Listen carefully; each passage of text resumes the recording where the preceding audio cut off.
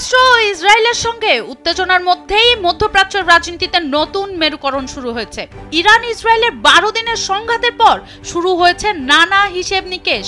এই অবস্থায় সৌদি আরবের সঙ্গে একটি প্রতিরক্ষা চুক্তি করেছে পাকিস্তান। নতুন এই চুক্তির পর আশাবাদী হয়ে উঠেছে ইসরায়েলের অন্যতম প্রতিদ্বন্দ্বী ইরান।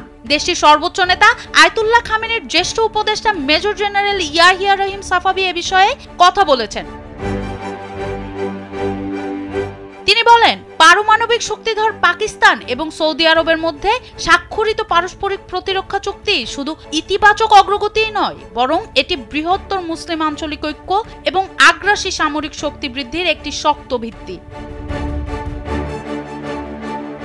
সাফাবির সৌদি আরব পাকিস্তানের এই চুক্তিতে ইরান ও ইরাককে অন্তর্ভুক্ত করার আহ্বান জানিয়েছেন। তিনি মনে করেন এই ঐক্যবদ্ধ সামরিক শক্তি একটি শক্তিশালী আঞ্চলিক প্রতিবাদের জন্ম দেবে, যেখানে এক দেশের উপর আক্রমণ অন্য সবার উপর আক্রমণ হিসেবে গণ্য হবে। মধ্যপ্রাচ্যে যুক্তরাষ্ট্রের প্রভাব কমে যাচ্ছে দাবি করে সাফাভি বলেন, ওয়াশিংটনের প্রভাব কমলেই আঞ্চলিক ইসলামী জোট গঠনের পথ খুলে যেতে পারে।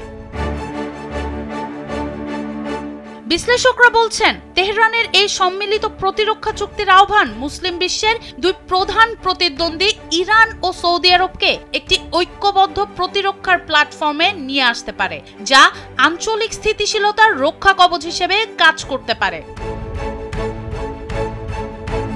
সোনম সিদ্দিকী, কালবেলা।